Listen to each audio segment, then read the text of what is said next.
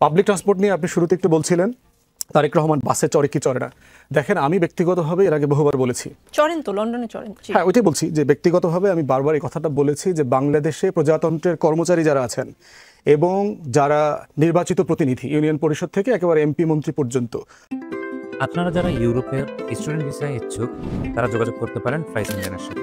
ইউরোপে বাংলাদেশ থেকে student visa হয় এমন বেশ কয়েকটি দেশ নিয়ে কাজ করছে ফ্লাইসেঞ্জেন। যোগাযোগ করুন ফ্লাইসেঞ্জেনের ফেসবুক পেজে।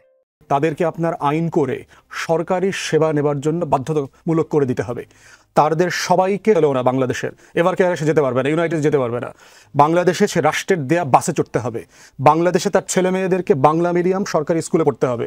আপনি যদি সিম্পলি এইগুলোকে বাধ্যতামূলক করে দিতে পারেন, সিঙ্গাপুরে করেছে, তখন দেখবেন এই আমলারা, এই পলিটিশিয়ানরা নিজের ছেলেমেয়ের স্বার্থে ওই স্কুলের মান বাড়াবে, ওই হাসপাতালের মান বাড়াবে, ওই বাসের মান বাড়াবে।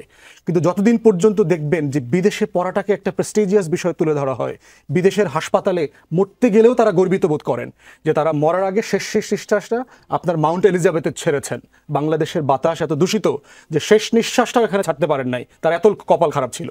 তো এই প্রসেস যদি আমরা ফেস করতে না পারি, তাহলে আপনি দেখবেন যে প্রাতিষ্ঠানিক সংস্কারগুলো হবে না।